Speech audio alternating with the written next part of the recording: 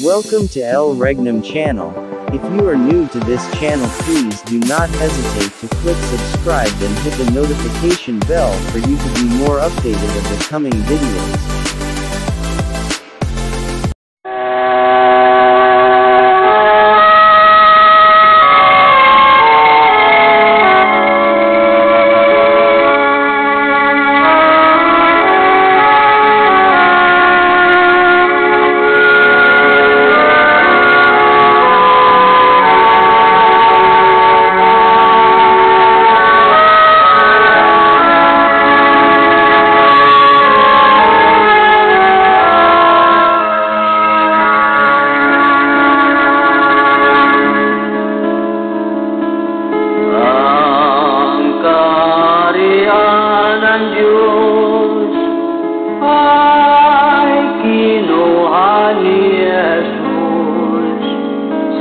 Lumang Jerusalem,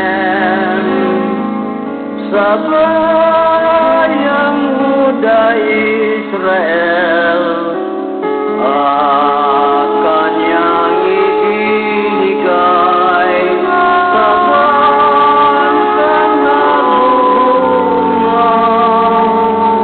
sa Diyos na kay Kristo na pananampalataya. Ang kaharian ng Diyos ikinubli ni Jesus.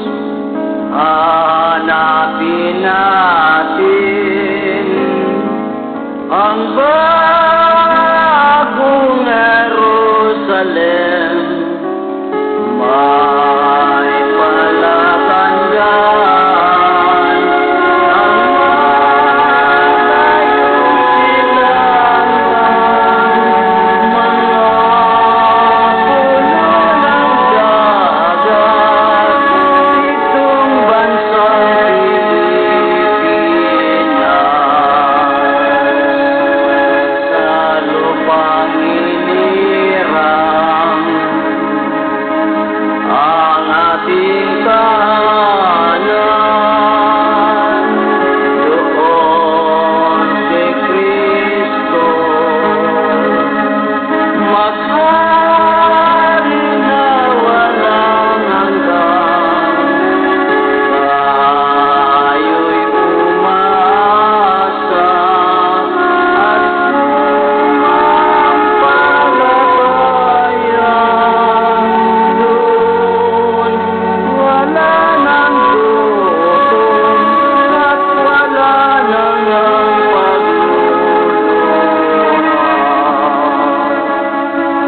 Sa lupang inirang ang ating tahanan,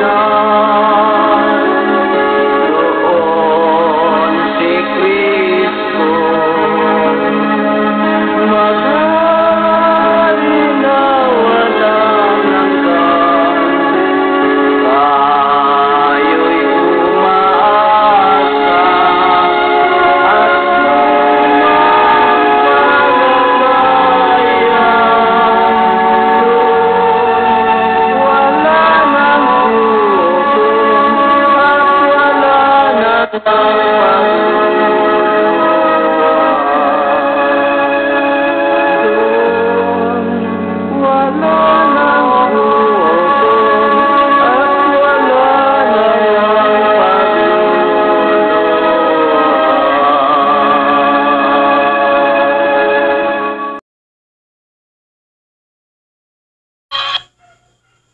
Mga kapatid, ganap na ang 2,000 taon na sukat ng panahon sa pagbabalik ni Kristo sa sanglibutan.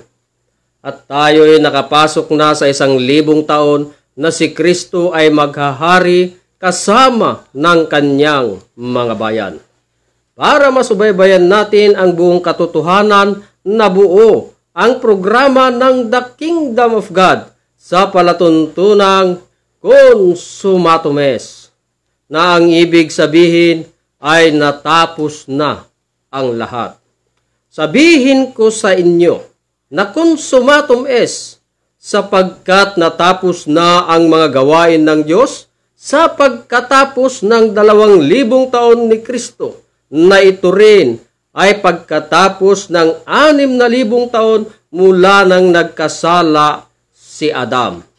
Sa ika-6,000 taon ay natapos ng Diyos ang kanyang gawang ginawa. At sa ika-7,000 taon siya ay nagpahinga. Gayon din sa pangalawang sanglinggo ay natapos na ang ika-6,000 taon at tayo'y narito na sa ika-7,000 taon na kapahingahan ng Diyos. Dahil dito, kinakailangan sa mga tao ang paghahanda para mabago ang sarili nang sa gayoy hindi na maibalik ang nangyari ni Adam, na habang nagpahinga ang Diyos, si Adam ay nagkasala noong unang panahon. Ngayon ay naitatag na ang kaharian ng Diyos na handang papasukan ng mga taong nakasumpong ng katwiran ng Diyos. So mapagpalang oras sa ating lahat, buong Pilipinas, mula Luzon, Visayas at Mindanao. So sa araw na ito, ay muli na naman po kaming magpapahayag tungkol sa kaharian ng Diyos. No? Sa palatuntunang consumatum est. So bago ang lahat, ay nais po muna naming magbigay-pugay sa amin pong mahal na dakilang guro, ang amin pong Supreme Founder of the Kingdom of God, His Majesty, Supreme King Philemon Ondok Reyambunansa. At ganun din po sa aming 5 spiritual mothers. At labis po kaming nagpapasalamat sa amin pong mahal na Pangulo. Walang iba po ang amin pong mahal na Prinsipe Rocky Y. Reyambunansa, na siya po ang aming President ng The Royal Alpha Omega Ring Trading Corporation. At ganun din po sa kapatid ng aming mahal na Prinsipe, walang iba, ang amin pong Haring Adolfo B. Reyambunansa, na siya po ang ating President ng the Philippine Deuterium Development and Management Corporation, hanggang sa mga 12 tribes, sa lahat ng mga 12 apostoles mula Region 1 hanggang Region 12, na kinabibilangan po ng aming Regional Director dito po sa Region 2. Walang iba po, ang aming Haring Edgar Palor Ligutom. At kasama po ang kanyang reyna, walang iba po, Reyna Ros Padillo Ligutom. So mapagpalang oras, hari at reyna. No? Hanggang sa mga 70 prophets buong Pilipinas sa loob ng kaharian ng Diyos. Hanggang sa mga municipal leaders, barangay, down to puro. At ganoon din po sa ating mga kapatid na nasa ibang bansa na pinangungunahan ng ating kapatid, walang iba, Reyna Shirley del Rosario, na nandun po sa UK, doon po sa London. At ganoon din sa ating prinsesa, walang iba, Prinsesa Claribel Baltasar, na nandun po sa bansang Kuwait. So mapagpalang oras dyan, reyna at prinsesa. At ganoon din sa mga kapatid natin na nandyan po sa Isabela, na pinangungunahan po ang ating kapatid, Haring Ramel Tadya, kasama po ang ating Haring Redentor Domingo at Haring Gino Tolentino. At sa ating mga reyna, Reyna Gloria de Leon, Reyna Marites Saldivar, Reyna Luz Biminda Gutierrez, at sa ating Prinsipe J.B. Sales. At ganun din sa kapatid natin dyan sa Malanit Jones Isabela, na walang iba ang ating Haring Roger Pagumpana. At ganun na rin po sa kanyang anak na nandun po sa Negros. Walang iba po ang ating Haring Reggie Pagumpana. Kasama po ang kanyang reyna, walang iba po, Reyna Jel Pagumpana. So mapagpalang oras dyan, hari at reyna. At ganoon din po sa mga sumusubaybay. Labis po ang aming pasasalamat sa inyo sa walang tigil at sawa sa pakikinig sa mga bagay na talagang nais ipaabot ng Diyos sa ating lahat, no? Lalong-lalo na yung plano ng Diyos sa daigdig tungkol sa kaharian ng Diyos sa palatuntunang consummation na ito yung tinatag ng aming mahal na dakilang guro, mahal na Haring Filimon Ondok Reambunanza, ay tinatag noong July 27, 1982. Sapagkat ang kaharian ng Diyos, ito po yung malaking dala sa daigdig, dala ito ng Diyos. Para ang lahat ng tao ay makita yung buong katotohanan kung ano ba talaga yung bagay na plano ng Diyos sa daigdig na mula pa ng itatag ang sanglibutan. No? Sapagkat ang kaharian ng Diyos, ito yung talagang matagal na hinihingi pa ng ating mga ninuno noong unang panahon dahil sa paghingi ng ating mga ninuno ay talagang natupad at binigay na rin ng Diyos ang kanyang kaharian. No? Sapagkat ang Diyos ay magtatayo ng isang kaharian na kailanman ay hindi na magigiba. No? Sapagkat kung isipin natin, may mga ginamit ang Diyos na bilang kaharian sa ating daigdig. Unang-una, ang bansang Israel, na kung saan doon ay naglagay ang Diyos ng hari sa bansang Israel na pinangungunahan ni King Saul, sumunod David, pangatlo si King Solomon, hanggang sa gumamit ang Diyos ng 4 na kaharian na pangalawa ang bansang Medo-Persia, pangatlo ang bansang Greece, at ang pang-apat ay ang bansang Roma. Ngunit ang kaharian sa daigdig ay wala na, no?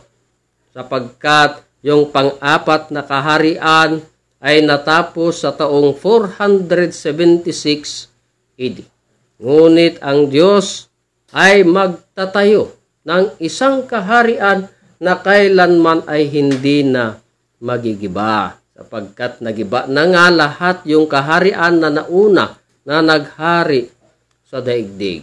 Na kung saan ang panglima, no, na maging kaharian ay talagang sa panahon ng ating Panginoong Hesukristo, subalit hindi man ito tinanggap. Kaya patutunayan po namin sa gabing ito na ang kaharian ng Diyos ay walang iba na amin pong sinisigaw, hindi lang po dito sa bansang Pilipinas, kundi maging sa lahat ng bansa sa buong daigdig.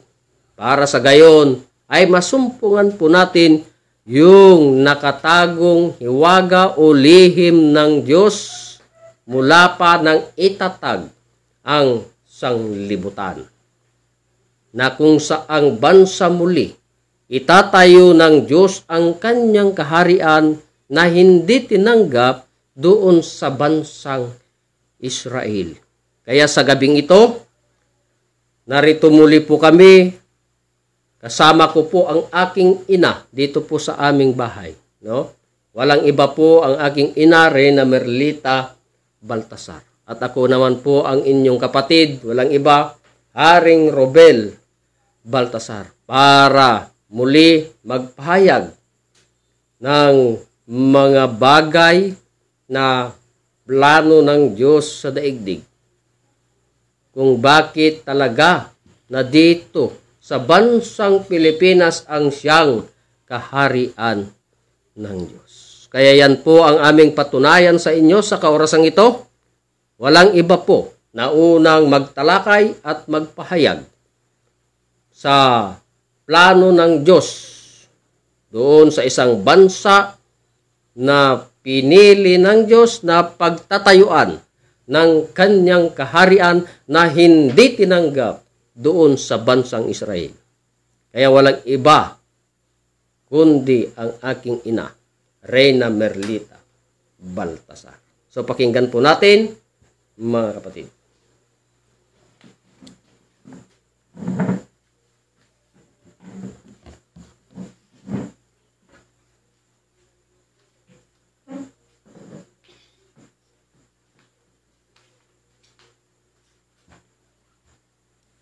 So, maraming salamat, Hari.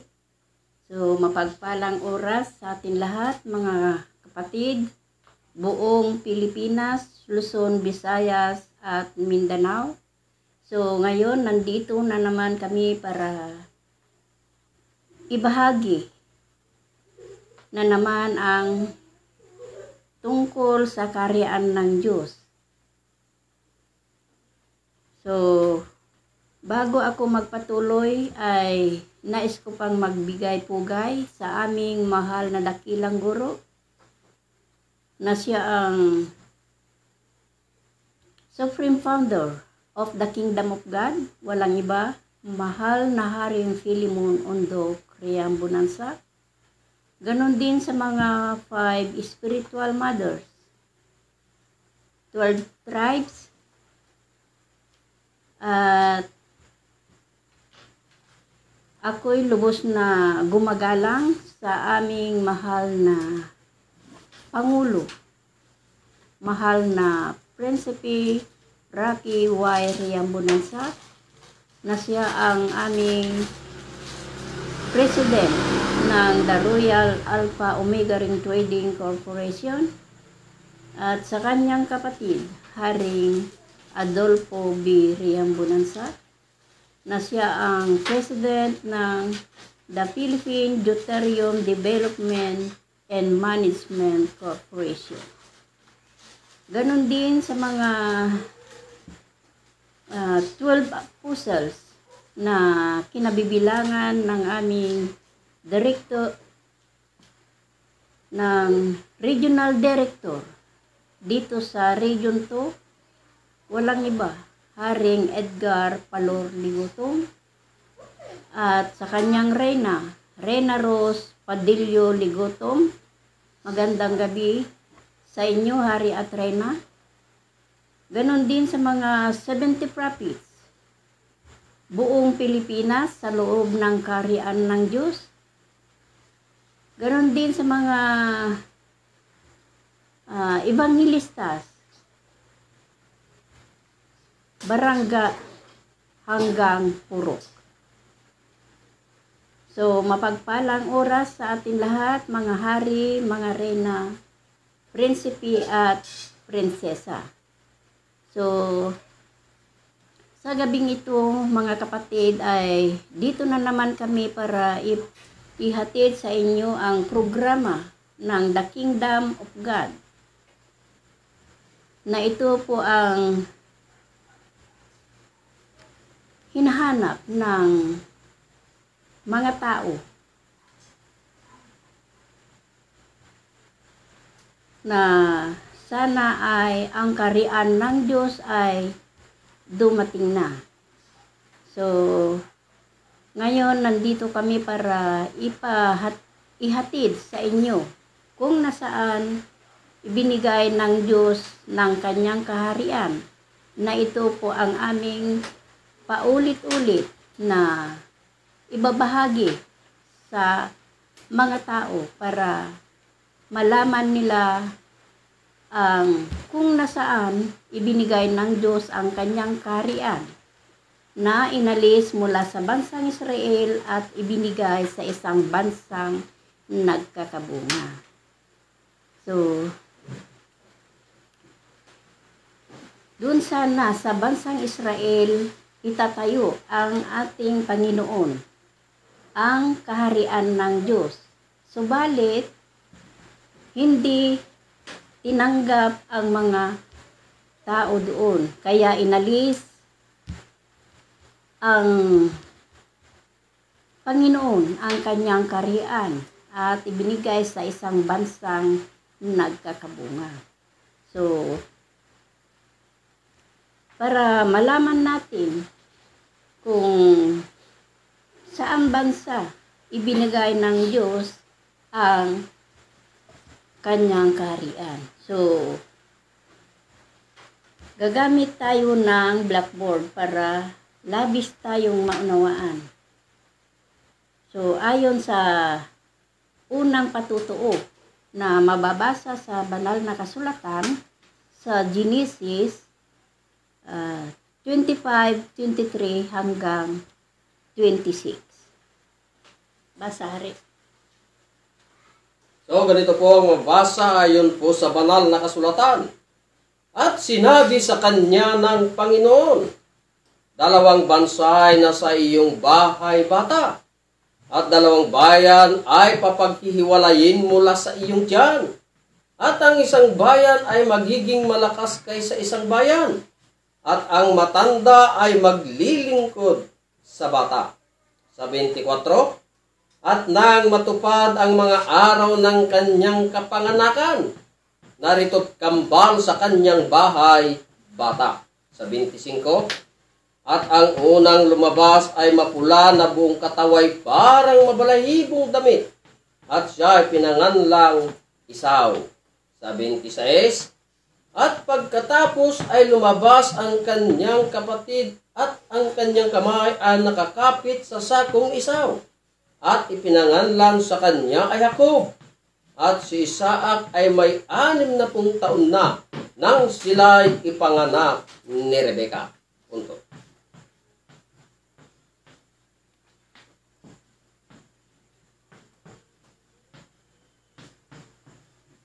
So, yan po ang nabasa sa banal na kasulatan na si Rebeka ay nagbuntis ng 2 bansa. So, kung isipin natin mga kapatid sa mga kababahihan, pwede bang magbuntis ng 2 bansa kung literal na babae? So, hindi mga kapatid. Sapagkat si Rebeka ay ginamit ng Diyos na parabol o talinhagang salita, kung nasaan ang kaharian ng Diyos na inalis mula sa bansang Israel at ibinigay sa isang bansa nagkakabunga. So si Rebeka ay nagbuntis ng 2 bansa. Nung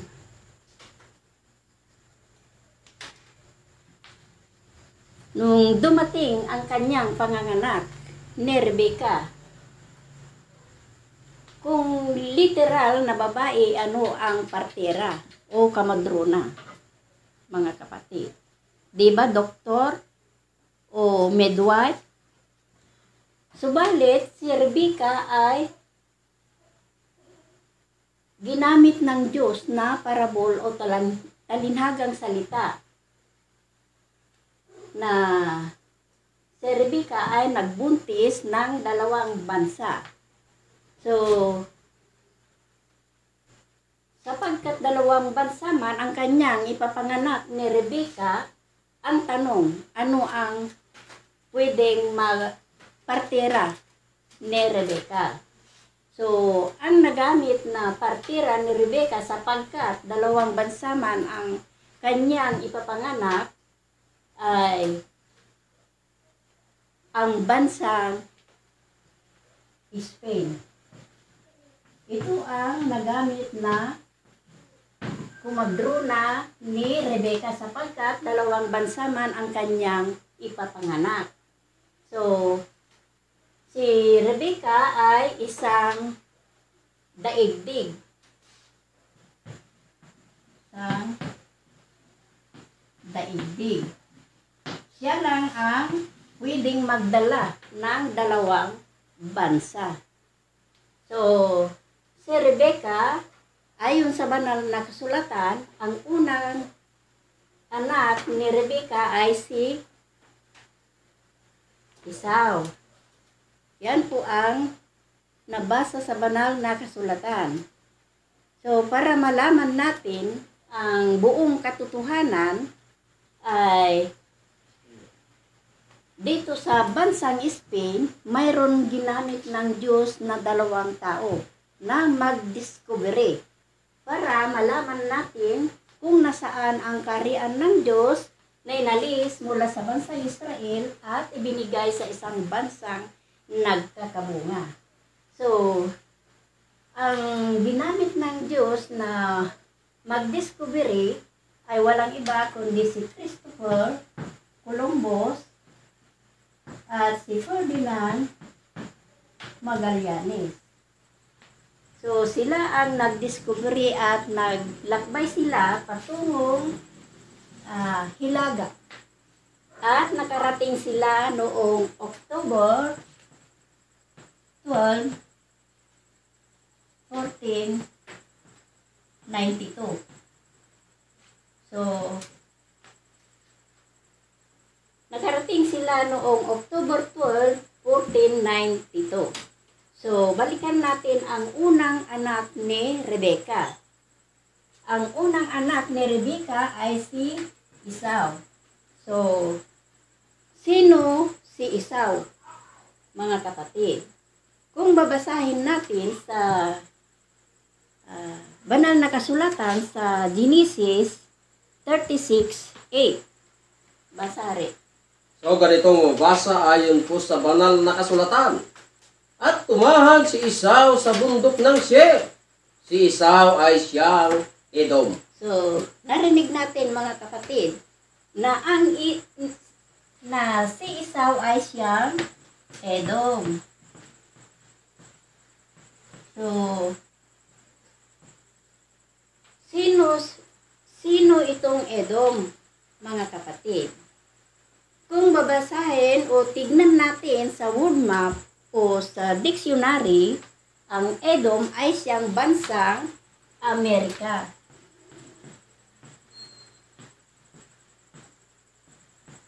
So, yan po ang ibig sabihin ang Edom.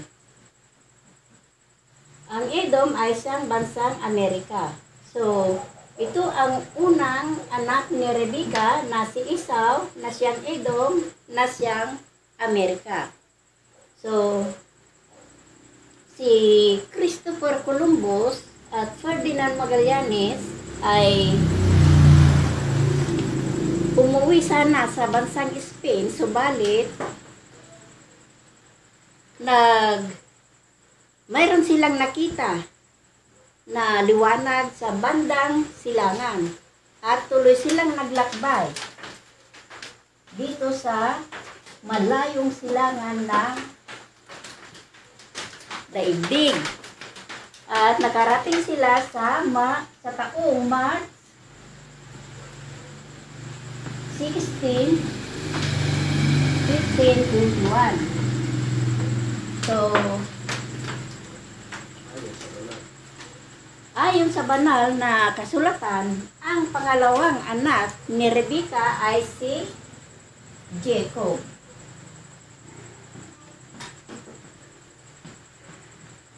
So, sino si Jacob, mga kapatid? Ayon sa banal na kasulatan sa Genesis 28.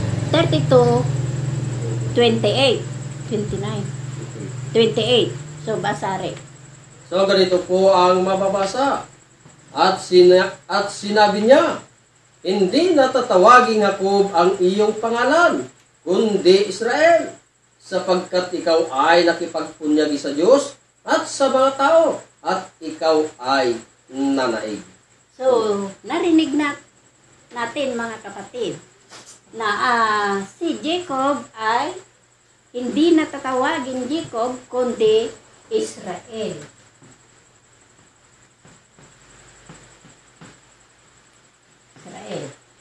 So, ito po ang pangalawang anak ni Rebecca na si Jacob na siyang Israel. So, balikan natin ang mga discovery. Si Christopher Columbus at Ferdinand Magallanes. So, dito sa taong March 16, 1521 na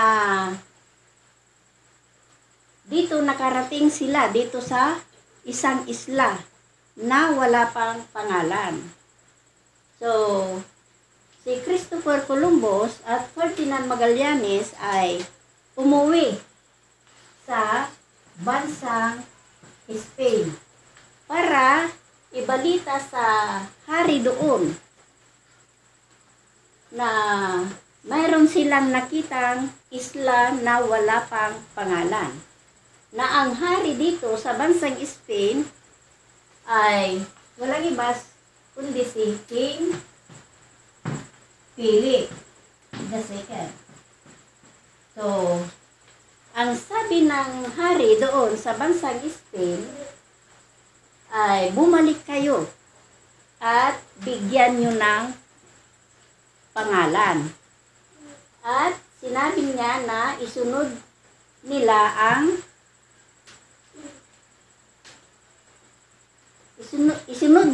sa kanyang pangalan. So yung nakitang isla na wala pang pangalan ay binigyan sila ng pangalan na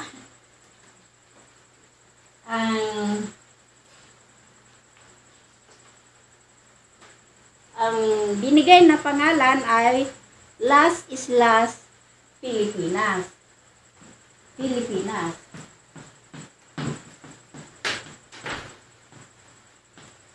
So, yan po ang sinabi ng hari doon sa bansang Spain. So, balikan natin ang unang anak ni Rebecca na si Esau na siyang Edom na siyang Amerika. Ang pangalawang anak ni Rebecca ay si Jacob na siyang Israel na siyang bansang Pilipinas. So, para sa April 14,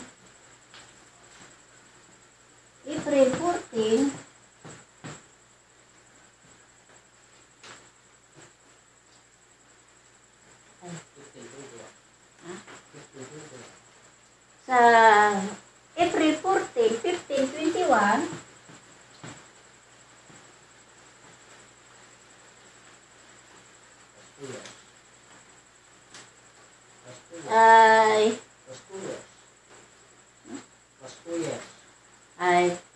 so sa April 14, 1521 plus 2 years preparation ay naging Philippines is a Christian country, ang bansang Pilipinas. 1523, Philippines is a Christian country. So, para maintindihan natin ang buong katotohanan, bakit malakas, mapula, mabalaytibo at maglilingkod sa bata. So, ang tanong, mga kapatid, ang bansang Amerika po ba ay malakas? Tunay, sapagkat ang kanyang mga gamit ay talagang malakas, mga kapatid. So, ang tanong, ang Amerika po ba ay mapula? Tunay. sapagkat kapag masilayan ang araw, ang mga balat nila ay mamula-mula. Kaya, tunay na mapula. So, ang tanong, ang Amerika po ba ay mabalahibo? Tunay, mga kapatid. So, makikita ang mga kutis nila ay mabalahibo. So, ang tanong, ang Amerika po ba ay maglilingkod sa bata? Tunay, mga kapatid, sapagkat sa taong 1945 ay dinigma ang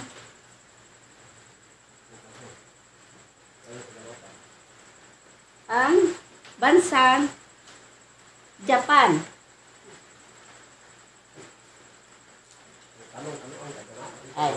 So, ang tanong, mga kapatid, ano ang kaganapan dito sa taong 1945? Ito po ay World War II, pangalawang digmaan.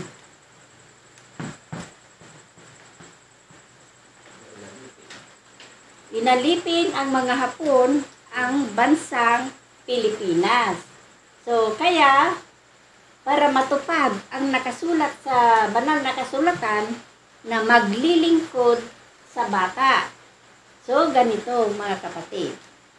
Ang bansang Pilipinas ay hindi humingi ng tulong sa bansang Amerika, kundi kusang tinulungan ang bansang Amerika ang bansa nating Pilipinas.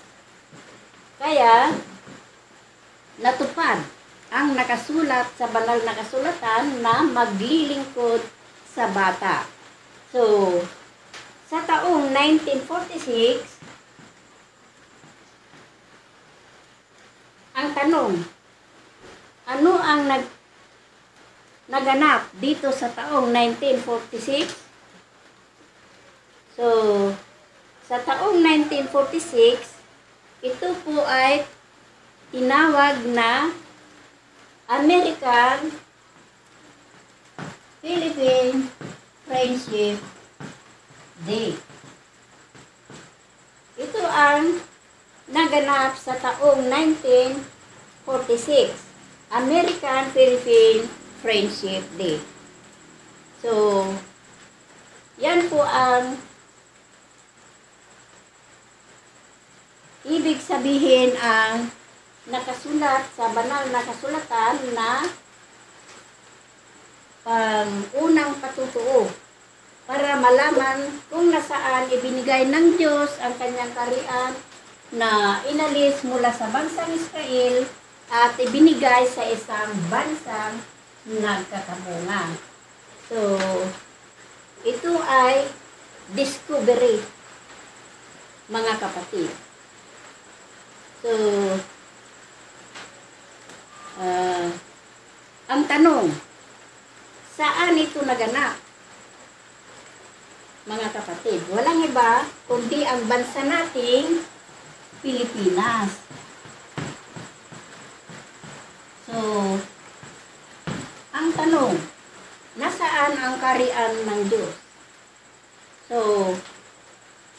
walang iba, bansa nating Pilipinas. So, mapalad tayong mga Pilipino sapagkat dito binigay ng Diyos ang kanyang kaharian na inalis mula sa bansang Israel at ibinigay sa isang bansang nagkakabunga. So, ito ang unang patutuo. So, ako'y nagpapasalamat sa aming mahal na dakilang guro sapagkat siya ang nagbigay sa amin ng kaliwanagan kung nasaan ang kaharian ng Diyos, mga kapatid. Kung wala ang aming mahal na dakilang guro, ang aming Supreme Founder of the Kingdom of God, His Majesty Supreme King Philemon Ondo Criambunansa, ay wala kaming alam na ibabahagi sa mga hindi pa nakaalam kung nasaan talaga binigay ng Diyos ng kanyang kaharian. So, mapalad tayo sapagkat dito sa bansang Pilipinas, ibinigay ng Diyos ang kanyang kaharian. So, ito po ang aking maibabahagi sa kaorasan ito. At ako'y nagpapasalamat sa inyong nakikinig. At sana ay huwag kayong magsawa na makinig sa programa ng The Kingdom of God sa palatuntunan Consumatum Est. So, ako'y nagpapasalamat din sa aming mahal na Pangulo, mahal na Prinsipe Rocky Y. Riambunansa at sa kanyang kapatid, Haring Adolfo B. Riambunansa, at sa aming Regional Director dito sa Region 2, Haring Edgar Palor Ligotong, at sa kanyang Reyna Rose Padillo Ligotong. So, magandang gabi at mapagpalang oras sa atin lahat, buong Pilipinas. At so, ibibigay ko sa aking anak, walang iba kundi si Haring Robel Baltasar.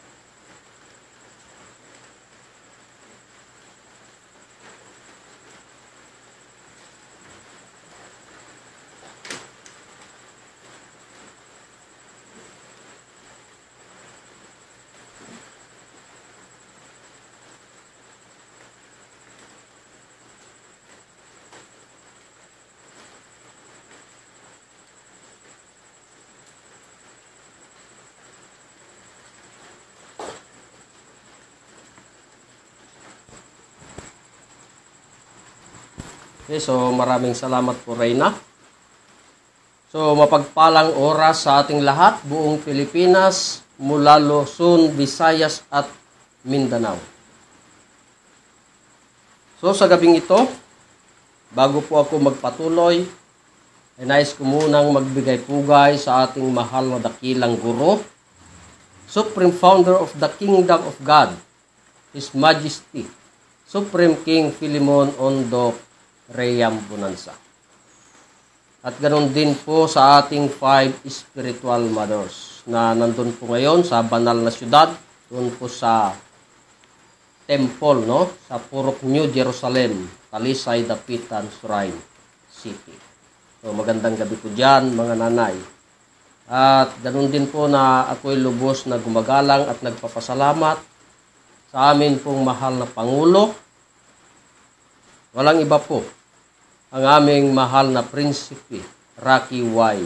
Riambunansa, na siya po ang ating President ng The Royal Alpha Omega Ring Trading Corporation.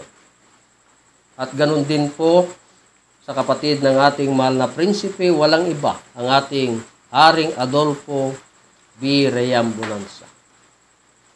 Sa Royal Family ng Riambunansa. So maraming salamat at mapagpalang oras sa ating lahat. Mahal na Prinsipe, higit sa lahat sa aming mahal na dakilang guro, mahal na Haring Philemon Ondo Criambunansa. Hanggang sa ating mga 12 tribes, no? 12 apostoles na kinabibilangan po ng ating Regional Director sa Region 2. Walang iba po, ang ating Regional Director, Haring Edgar Palor Ligotong. Kasama po ang kanyang reyna, walang iba, Reyna Rospadillo Ligutong. At ganun din po sa lahat ng mga 70 prophets buong Pilipinas sa loob ng kaharian ng Diyos. Hanggang sa mga municipal leaders, barangay, down to puro. Sa lahat ng mga prinsipe at prinsesa. At ganun din po sa ating mga kapatid na palaging sumusubaybay sa atin pong pagla-live, no? Na nandun pa sa ibang bansa. Na pinangungunahan ng ating kapatid, walang iba ang ating Reyna Shirley del Rosario na nandyan po sa bansang UK. Dyan po sa London, no? At ganun din po sa ating prinsesa, walang iba, Prinsesa Claribel Baltasar, na nandyan po sa bansang Kuwait, na sila po ngayon ay sumusubaybay. Mapagpalang oras dyan, Reyna at Prinsesa. Ganun din sa ating mga kapatid dyan sa ibang probinsya, yan po sa province of Isabela, na pinangungunahan ng ating Haring Ramil Tadya, Haring Redentor Domingo, at Haring Gino Tolentino, no? At kasama ang mga Reyna Gloria de Leon, Reyna Marites Saldivar, at si Reyna Los Biminda Gutierrez. At kasama po ang ating prinsipe dyan, Prinsipe J.B. Sales. At ganoon din po sa ating kapatid dyan po sa Malanlic Jones, Haring Roger Pagumpana. So magandang gabi dyan, Haring Roger. At ganoon din sa ating hari na nandun sa ibang lugar, no? Na anak ng ating Haring Roger. Walang iba si Haring Reggie Pagumpana kasama ang kanyang Reyna Jel Pagumpana. So sa buong pwersa ng The Kingdom of God, so magandang gabi sa ating lahat. At ganun din, nalubos kaming nagpapasalamat sa lahat ng mga sumusubaybay sa ating Facebook Live sa kaorasang ito, na araw ng Merkules at araw din ng Linggo sa ganito ring oras na kami po'y nagpapahayag ng mabubuting balita. Ano ba't yung mga bagay na mabubuting balita na dala ng Diyos? Walang iba kundi ang tungkol sa kaharian ng Diyos.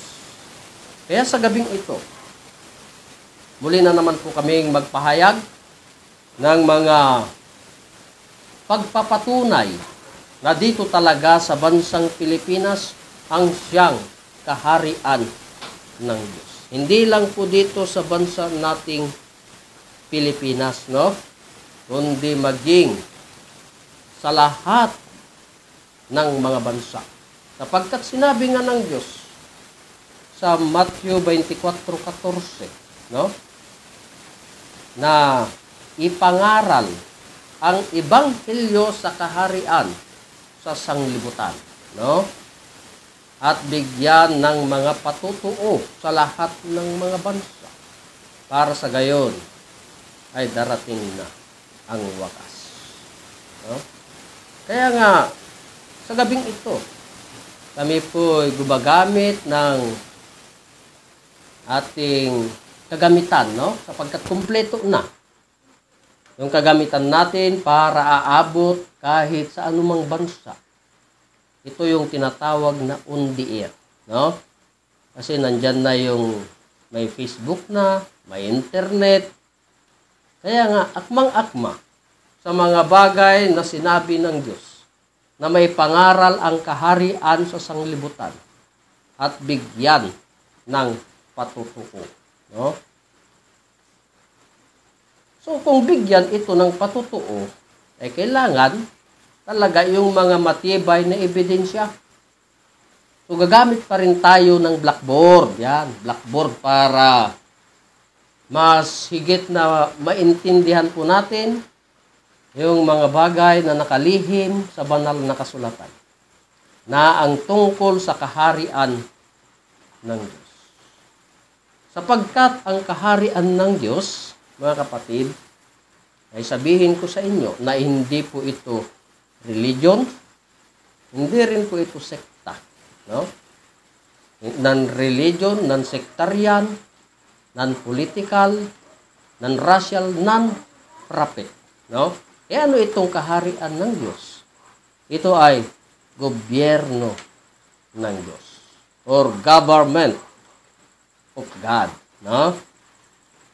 Kaya, wala po kaming tigil usawa na ibahagi yung mga bagay o yung katotohanan na dala ng ating Panginoon mula pa nang itatag ang sanglibutan na kung saan hinanda ng Diyos ang kaharian doon sa kanyang mga nasakanan. Buhat pa nang itatag ang sanglibutan. Kaya alamin natin yung istorya ng Diyos tungkol sa kaharian ng Diyos. Sapagkat nag-utos nga ang Diyos ayon sa Matthew 6:33. Anong sinabi diyan? Na datapwat, hanapin muna ninyo ang kanyang kaharian at ang kanyang katwiran, at ang lahat ng bagay ay pawang idaragdag sa inyo. No? Yan ay kautos-utusan ng Diyos sa lahat ng mga tao. Paano ba tayo maghanap? Kung bagay mata na lang sa mata, no? Na hintayin na darating na yung kaharian, sapagkat kautos-utusan man ng Diyos na hanapin, no, ang kanyang kaharian. Paano nga ba natin hanapin? Alamin natin yung istorya ng Diyos. Mula pa doon sa panahon ng ating Panginoong Hesukristo na siyang pinili ng Diyos na mangaral ng mabubuting balita tungkol sa Kingdom of God or kaharian ng Diyos. Saan? Saan ito ipinangaral? Yung mga mabubuting balita sa panahon ng ating Panginoong Hesukristo. Saan yan pinangaral? Doon po sa Jerusalem. No? Or sa bansang Israel. Yan. Doon sa Jerusalem. Yan. Sapagkat ang bansang Israel, mga kapatid, ang kapital ng bansang Israel ay Jerusalem. Yan po ang kapital ng bansang Israel. Na kung saan ang nangaral sa bansang Israel na siyang Jerusalem ay walang iba kundi ang ating Panginoong Hesukristo, no? Or Jesus Christ. Na siyang ginamit ng Diyos o sinugo, no? Sinugo ng Diyos. Na siyang mangaral ng mabubuting balita tungkol sa kaharian ng Diyos.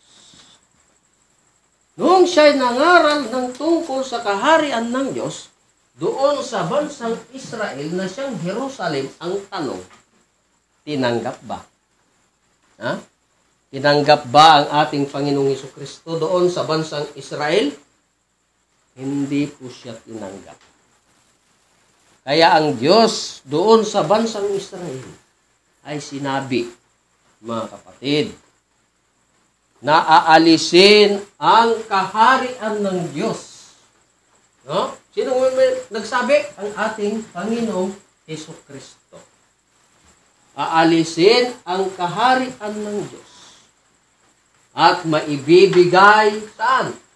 Sa isang bansa na magkakabunga. Yan. Ibinigay sa isang bansa na magkakabunga. Ano kayang bansa yan, mga kapatid? Sapagkat sa dinami-dami ng bansa sa daigdig, palagay po natin na sa 300 nation. No? Ngunit, isang bansa lang ang tinukoy ng Diyos. Isang bansa lang. Ha? Kaya, nasaan ang kaharian ng Diyos na inalis mula sa bansang Israel at ibinigay sa isang bansang nagkakabuo? No? Isang bansa na nagkakabuo. Sapagkat ang plano ng Diyos sa daigdig, ayon pa sa hinula sa panahon ng ating propeta Daniel, no? Ayon sa Daniel 2:44, na ang Diyos sa langit ay magtatayo ng isang kaharian na kailanman ay hindi na magigiba. Saan bansa kaya yan, mga kapatid? Sapagkat ang kaharian ay inalis sa bansang Israel at ibinigay sa isang bansa na nagkakabunga. No? Ano itong Israel? Bansa yan, mga kapatid. Ngunit pag marinig yung salitang kaharian ng Diyos, ano yung tinuturo? Saan tinuturo yung kaharian ng Diyos? Nandun daw sa taas, doon sa kapugnaw-pugnawan. Yung iba nasa loob daw ng puso. Ngunit, gaano yan katotoo? Yan po ay hindi ko makapatunayan. Ngunit, kung ang pag-uusapan natin ay ang kahariang inalis sa bansang Israel at ibinigay sa isang bansang nagkakabunga, yan po ang aming patutunayan ayon po sa aming mahal na dakilang guro, mahal na Haring Filemon Ondok Reyam Bunansa. Kaya ang topic po natin ngayon ay kung nasaan ang kaharian ng Diyos. Na ang kaharian ng Diyos inalis sa bansang Israel, ibinigay sa isang bansang nagkakabunga. No? Anong bansa yan? No? Kaya nga, tatalakayin ko sa inyo, mga kapatid, kung anong bansa yung mapalad na pinagbigyan ng Diyos.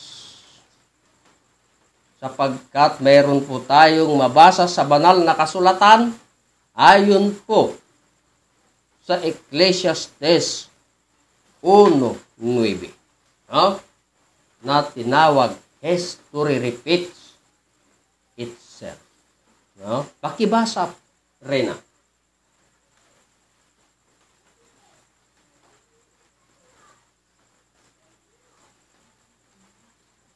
Ecclesiastes 1:9. Ganito ang nakasulat sa Ecclesiastes 1:9. Yaong nangyari ay siyang mangyayari, at yaong nagawa ay siyang magagawa, at walang bagong bagay sa ilalim ng araw. So yan po ang nabasa sa banal na kasulatan. Yaong nangyari ay siya rin mangyayari. No? At yaong nagawa ay siya rin magagawa. At walang bagong bagay sa ilalim ng araw. So, history repeats itself. No? Na kung anong nangyari noon, ay siya rin mangyayari ngayon. Kaya balikan natin yung istorya ng Diyos. Saan? Doon sa bansang Israel, no? Bansang Israel na siyang Jerusalem. Yan. So, yung Jerusalem. Na history repeat itself. No? Sapagkat ang kaharian ng Diyos inalis sa bansang Israel, ibinigay sa isang bansang nagkakabunga. Kaya ang Jerusalem ay naging lumang Jerusalem. Kasi may history repeat itself. Hindi naman matawag na lumang Jerusalem kung walang bagong walang bagong Jerusalem. Yan. So, alamin natin. No? Kapagkat ang kaharian nga ng Diyos ay inalis sa bansang Israel, ibinigay sa isang bansang nagkakabunga. History repeats itself. Kung ano ang nangyari doon sa lumang Jerusalem na siyang bansang Israel. So ayon po sa nabasa sa banal na kasulatan, na ang nangyari noon ay siya ring mangyayari ngayon. Ano ba yung nangyari noon na siyang mangyayari ngayon? Ha? So sa bansang Israel na siyang Jerusalem, ay meron po itong 12 tribes. No? Meron siyang 12 tribes. 12 tribes of Israel. No? Na kung saan ang Israel ay nahati. Nahati po siya sa dalawang bahagi. Na yung dalawang bahagi, yung 12 tribo, ay naibigay kay Roboam. Yan. Naibigay kay Roboam. Kasi 12 tribes of Israel. Nahati man ang Israel, ang dalawa ay napunta kay Roboam. No? At ang 10 ay naibigay naman ito kay Jeroboam. Yan. Naibigay naman ito kay Jeroboam. Kaya kung ating i-plus ang dalawang bahagi kay Roboam at 10 kay Jeroboam, ang sukat ay 12 tribes of Israel. Yan. Yan ang kaganapan doon sa bansang Israel. Meron siyang 12 tribes of Israel. Sapagkat ang kaharian nga ng Diyos ay inalis, ibinigay sa isang bansa na nagkakabunga. No? E dito sa Israel, na siyang Jerusalem, merong isang pari na humingi ng isang province, no? O isa ring tribo doon sa Israel na walang iba kundi si Father Manases. Humingi din siya ng isa. Yan, pari siya. No? Si Manases. Kaya kung ating idagdag ang isa na kay Manases, ang sukat ay merong 13 tribes of Israel. Ngunit, ang kaharian ng Diyos ay inalis. Saan? Sa bansang Israel, ibinigay sa isang bansang nagkakabunga. Kaya mga kapatid, ang Jerusalem ay naging lumang Jerusalem. No? Sapagkat wala na doon ang kaharian ng Diyos. Saan? Sa bansang Israel na siyang Jerusalem. Ngunit, sinabi nga ng Diyos, history repeats itself. Ang nangyari noon ay siya ring mangyayari ngayon. Saan na? Doon sa isang bansa na nagkakabunga. No? History repeats itself. No? Kung saan din yan magaganap sapagkat sinabi nga ng Diyos, inahanap niya ang nakaraan na.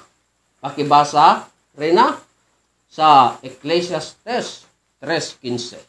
Ganito ang nakasulat sa Ecclesiastes 3:15. Ang nangyari sa nagdaan ay nangyari na. Ang nangyari sa nagdaan ay nangyari na. At ang mangyayari pa ay nangyari na rin. At ang mangyayari pa ay nangyari na rin. At hinahanap uli ng Diyos ang nakaraan na. Yan. Ngunit inahanap ng Diyos ang nakaraan na. No? Sapagkat ang kaharian nga ng Diyos kako sa bansang Israel, inalis, ibinigay sa isang bansa na nagkakabunga. Anong bansa kaya yan? History repeats itself. Na kung anong nangyari noon ay siya ring mangyayari ngayon at inahanap ng Diyos ang nakaraan na. History repeats itself. Kung saang bansa ibinigay ang kaharian ng Diyos, sapagkat ang kaharian ng Diyos inalis sa bansang Israel, ibinigay sa isang bansa na nagkakabunga. No? Kailangan ma-repeat yung istorya ng Diyos.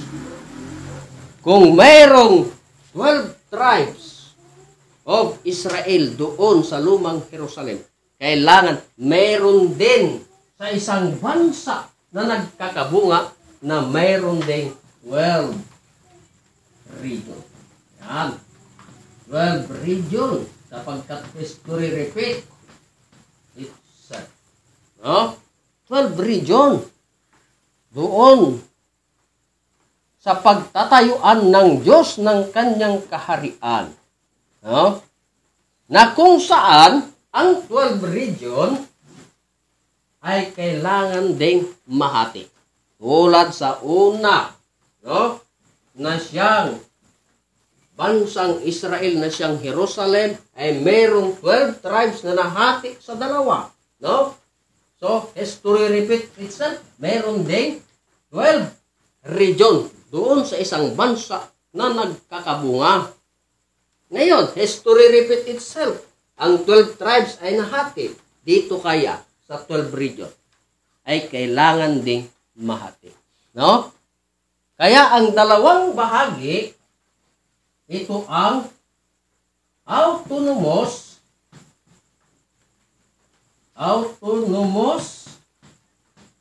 region. No? Autonomous region. Yan. Autonomous region.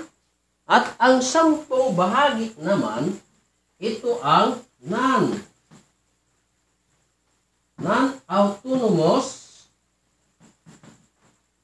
no? Non-autonomous region. No? Kailangan maganap din sapagkat inahanap ng Diyos ang nakaraan na. Sino ito? Autonomous at non-autonomous region, sapagkat Roboam at saka si Jeroboam. Dito kaya sa bagong Jerusalem. Ha? Mga kapatid. Ito naman ay nahati sapagkat naibigay ang dalawang bahagi. Saan? Ang dalawang bahagi ay kay sino? Si Humabon. No? King Humabon, at ang 10 ay kay Lapu-Lapu. Yan. Kaya kung ating i-plus yung dalawa sa 10 na siyang autonomous at non-autonomous region, ang sukat ay 12 region. Yan. 12 region na siya. No? Sapagkat history repeat itself. Sapagkat ang kaharian ng Diyos inalis sa bansang Israel, ibinigay sa isang bansa na nagkakabunga. No? Kaya meron na siyang 12 region. So history repeat itself sapagkat inahanap ng Diyos ang nakaraan na. Ang nangyari noon, nung una, ay siya rin mangyayari ngayon sa bago. Sapagkat hindi matawag na bago kung walang luma. No? History repeat itself. Kung mayroong pare na humingi ng isang tribo sa Israel, ay ganun din sa bagong Jerusalem. Na mayroon ding isang pare na humingi din ng isang bahagi. No? Sino? Walang iba kundi si Father Balweg. No? Ano yung hiningi ni Father Balweg? Ha? Ang Cordillera Province. No? Kaya kung ating i-plus ang isa na kinuha ni Father Balweg, ang sukat ay 13 region. Yan, 13 region. Kaya yung istorya ng Diyos sa daigdig, ayon sa nabasa sa banal na kasulatan, na ang nangyari noon ay siya ring mangyayari ngayon. At walang bagong bagay sa ilalim ng araw. No? At inahanap ng Diyos ang nakaraan na. Yung nakaraan na. No? Ngunit, ang kaharian ng Diyos inalis sa bansang Israel, ibinigay sa isang bansa na nagkakabunga. Anong bansa kaya? No? Kaya ang tanong, mga kapatid, saan ito naganap? Saan yan naganap? Yung istorya ng Diyos na maripit, yung nangyari noon, sapagkat hinanap nga ng Diyos ang nakaraan na. Ang tanong, saan ito naganap? Ha? Walang iba kundi dito sa bansa nating Pilipinas. No? Bansang Pilipinas. Mga kapatid. Sapagkat tignan natin, ang bansang Pilipinas ay meron po itong 12 region. Mag-research po tayo. At nahati pa. Mga kapatid. Anong bansa na mayroong 12 region? Bansang Pilipinas lang po, mga kapatid. Kaya hindi po kami mahiya o sabihin o isigaw na ang bansang Pilipinas ay siyang kaharian ng Diyos. Ayon sa history repeats itself na ang nangyari noon ay siya ring mangyayari ngayon. At walang bagong bagay sa ilalim ng araw. Sapagkat ang kaharian ng Diyos inalis sa bansang Israel at ibinigay sa isang bansa, walang iba. Bansang Pilipinas. Inuulit ko. Walang ibang pinagbigyan na ng Diyos. Sapagkat ang kaharian sa bansang Israel hindi tinanggap. Mapalad ang bansa nating Pilipinas na siyang umakma sa istorya ng Diyos sa daigdig. Na ang istorya ng Diyos ay linihim sa hiwaga na kung saan gumamit ng mga talinhagang salita. Na nakabase ang mga talinhagang salita sa isang bansa na nagkakabunga, walang iba, bansa nating Pilipinas. No?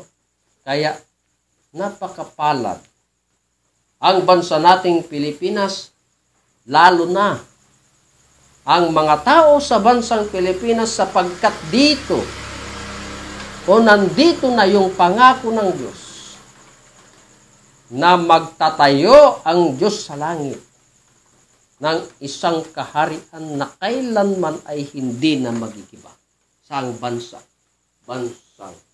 Pilipinas. No? Na sana ay mabuksan yung ating mga damdamin na sana tanggap natin na ang bansang Pilipinas ay siyang kaharian ng Diyos.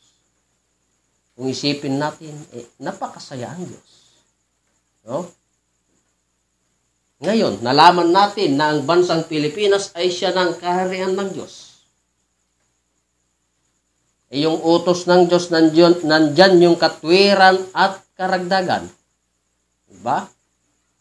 Kaya kung masunod yung plano ng Diyos sa daigdig, ay dito talaga. Nandito talaga at ibubuhos talaga yung karagdagan ayon sa mga kahilingan noon hanggang ngayon. Mga kapatid. lalong-lalo na sa kaharian ng Diyos na hinihingi pa ng ating mga ninuno ngayon, noon hanggang ngayon ay naibigay na. Ibinigay ng Diyos ang kaharian sa bansa nating Pilipinas sa taong 1523. No? Na siyang naging Christian country. Kaya napakaswerte po tayo. No? Hintayin lang natin yung takdang panahon na kung saan ang Diyos na ang siyang maghari sa daigdig, sapagkat ang kaharian ay sa Diyos. Kaya ito po ang aming tinalakay sa orasang ito, na kung saan na naman ay binahagi namin yung mga bagay na mabubuting balita tungkol sa kaharian ng Diyos. Na kung saan ito yung mga pagpapatunay na dito talaga sa bansa nating Pilipinas ang siyang kaharian nga ng Diyos. Kaya inuulit ko sa lahat ng mga sumusubaybay sa programa ng The Kingdom of God sa palatuntunang Consumatumes sa pamamagitan po ng aming mahal na dakilang guro, mahal na ring Filemon Ondok Riambonanza. Kami po'y lubos na nagpapasalamat po sa mga sumusubaybay, nanonood sa amin pong Facebook Live sa programa po ng The Kingdom of God. At ganun din po na ako'y nagpapasalamat sa amin pong mahal na Pangulo, ang amin pong mahal na Prinsipe Rocky Y. Riambonanza. Sa Royal Family sa Riambonanza. Maraming salamat. Higit sa lahat sa aming mahal na dakilang guro, mahal na Haring Filemon Ondok Riambonanza. No? At ganun din sa aming regional director dito po sa region to. Walang iba, Haring Edgar Palor Ligutom. Kasama na po ang kanyang reyna, walang iba, Reyna Rospadillo Ligutom. Sa buong puwersa ng The Kingdom of God. No? Maraming salamat. At ganun din sa mga sumusubaybay. Inuulit ko, sa gabing ito, kami po ay nagpapasalamat at nag-iiwan ng magandang gabi sa ating lahat at mabuhay King.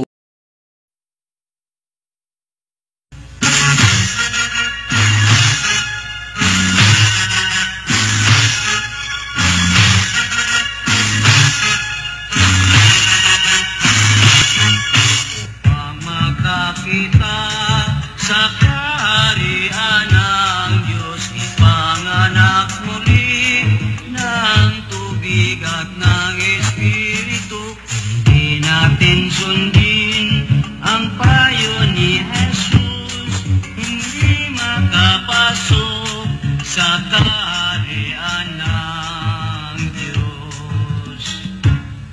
Ang katotohanan, kalayaan ng tao, ito'y nagbibigay ng sagana at habang buhay. Magsisamba tayo sa Diyos Espiritu, ang kaharian niya ay mamanahin natin.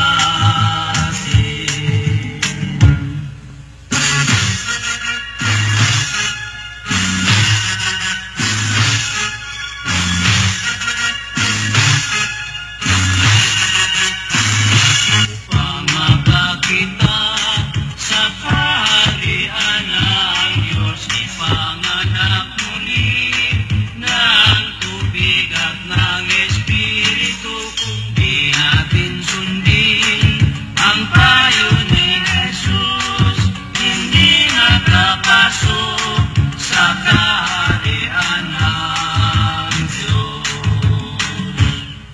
Ang katotohanan, kalayaan ng tao, ito'y nagbibigay ng sagana at habang buhay. Magsisamba tayo sa Diyos Espiritu.